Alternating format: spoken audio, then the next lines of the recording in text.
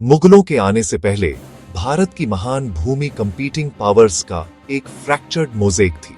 कभी शक्तिशाली दिल्ली सल्तनत, जिसने सदियों तक उत्तरी मैदानों पर राज किया था, अब सिर्फ एक शैडो थी। लोडी डायनेस्टी के शासन में उसकी अथॉरिटी काफी कम हो गई थी। दिल्ली का रेनिंग मोनार्क सुल्तान इब्राहिम लोदी अपने रिबेलियस टेरिटरीज पर कंट्रोल के लिए स्ट्रगल कर रहा था।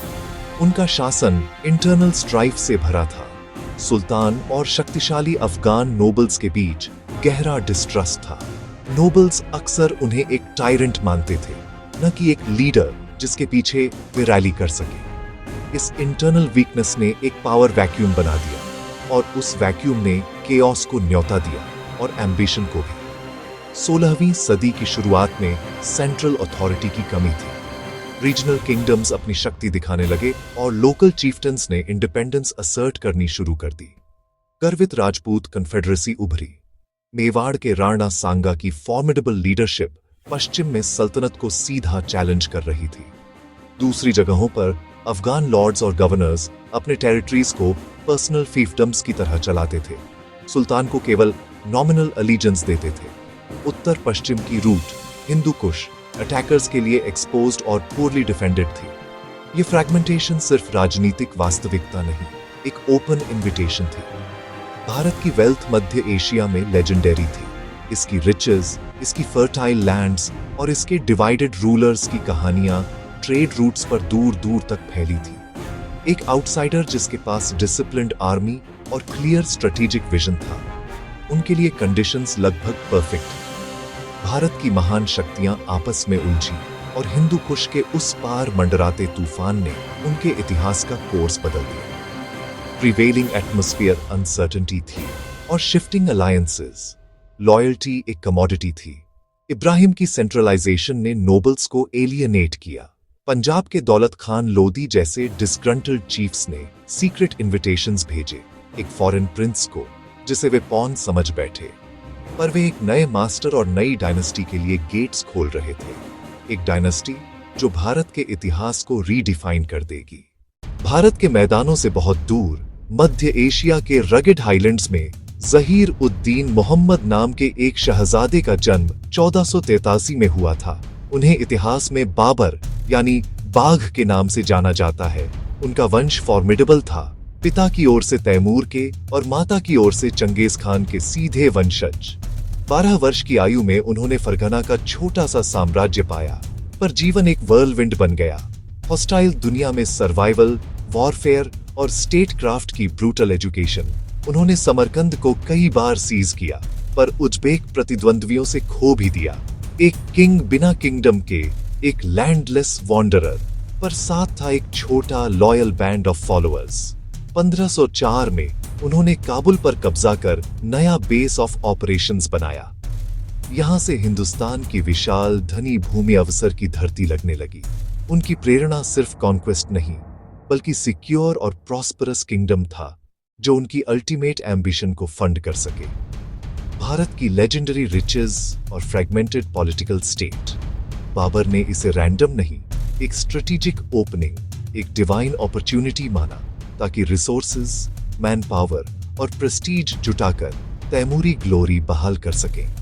भारत पर हमला करने का निर्णय कैलकुलेटेड था, वर्षों की कठिनाई और स्ट्रेटेजिक थिंकिंग से जन्मा। वह प्लंडरर नहीं, डायनेस्टी बिल्डर थे। पंजाब में प्रिलिमिनरी रेड्स से लोदी डिफेंसेस की जांच, भूमि सेनाओं, राजनीतिक माहौल की इंटेलिजेंस। छोटी सेना सशक्त हुई और भारतीय युद्ध कला से परिचय मिला। उन्होंने समझा, इस विशाल भूमि को जीतने के लिए सुपीरियर टेक्नोलॉजी, इम्पेकेबल स्ट्रैटेजी और खरोंच से साम्राज्य गढ़ने की अनवेवरिंग विल चाहिए। काबुल से तीर पानीपत की ओर बढ़ता है। निर्णायक टकराव आने वाला था। निर्णायक क्षण 21 अप्रैल 1525 को आया। पानीपत के सपाट धूल भरे मैदान पर बाबर की लगभग 15,000 की छोटी सेना बनाम इब्राहिम लोदी की लगभग 100,000 की विशाल सेना, साथ में करीब 1,000 युद्ध हाथियों का डरावना फालैंक्स। कागज पर ऑड्स भारी थे। लोदी को भरोसा था कि शेयर नंबर्स विदेशी चैलेंजर को कुचल देंगी। यह घातक मिसकैलकुलेशन था। बाबर आधुनिक टैक्टिक्स के मास्टर, मध्य एशिया में परफेक्टेड। फायर पावर और कैवलरी का revolutionary combination. Ottoman trend gun powder experts के साथ उन्होंने 700 कार्ट से डिफेंसिव बैरियर बनाई। चमड़े की रस्सियों से बंधी एराबा, बीच में मैच लॉकमैन और कैनन्स, प्रोटेक्टेड फायरिंग पोजीशंस। युद्ध शुरू होते ही लोदी ने मैसिव फ्रंटल असॉल्ट का आदेश दिया, हाथियों के सहारे लाइंस तोड़ने की उम्मीद के साथ। यही बाबर चाहता था। एडवांसिंग सेना पर कैनन्स की अपरिचित दहाड़, धमाकों और धुएं से हाथी बिदक गए, मुड़े और अपने ही सैनिकों को रौंदने लगे। फोर्टिफाइड कार्ट्स पर हमला रुकते ही बाबर का master stroke, elite cavalry wings ने तुलुगमा फ्लैंकिंग मैनूवर से चारों ओर घूमकर पीछे से प्रहार किया। सामने कार्ट्स और कैनन्स, किनारों पीछे स्विफ्ट कैवलरी। लोदी की मैसिव सेना कुछ घंटों में एनसर्कल्ड और डेसिमेटेड। सुल्तान अंत तक लड़ा पर मारा गया। जीत एब्सोल्यूट थी। पानीपत ने लोदी डायनेस्टी और दिल्ली सल्तनत का अंत किया। बाबर ने दिल्ली और आगरा में प्रवेश कर खुद को हिंदुस्तान का मास्टर घोषित किया। मुगल साम्राज्य की फाउंडेशनल स्टोन रखी। बारूद और तोपखाने ने पहली बार निर्णायक भूमिका निभाई। पानीपत ने बाबर को दिल्ली का थ्रोन तो दिया, लेकिन भारत नहीं, नया साम्राज्य प्रिकैरियस था, हॉस्टाइल फोर्सेस से घिरा। सबसे फॉर्मिडेबल थ्रेट मेवाड़ के वेटरन वॉरियर राणा सांगा और शक्तिशाली राजपूत कन्फेडरेसी से आया। 1527 में खानवा की लड़ाई, बाबर ने फिर आर्टिलरी और डिसिप्लिन टैक्टिक्स से विजय पाई। यह जीत पानीपत से भी अधिक सिग्निफिकेंट थी। राजपूत प्रतिरोध की कमर टूटी और उत्तर भारत पर मुगल सुप्रेमेसी स्थापित हुई। फिर मालवा का स्ट्रेटेजिक चंदेरी, मेदिनी राय का स्ट्रॉन्ग होल्ड, 1528 में घेर कर कब्जा, मध्य भारत में प्रभाव और फैला। संदेश स्पष्ट, कोई कोना पहुंच से बाहर नहीं। 1529 में पूर्वी भारत के अफगान चीफ्स और बंगाल के सुल्तान की संयुक्त सेना पर विजय, बिहार तक के फर्टाइल गैंगेटिक प्लेन्स पर कंट्रोल सिक्योर हुआ। सैन्य कौशल के परे बाबर ने central Asian systems of governance और मिलिट्री ऑर्गेनाइजेशन लागू की। टेरिटोरीज को प्रोविंसेस में बांटकर विश्वसनीय नोबल्स को गवर्नर्स नियुक्त किए। सीधे सम्राट के प्रति जवाबदेही।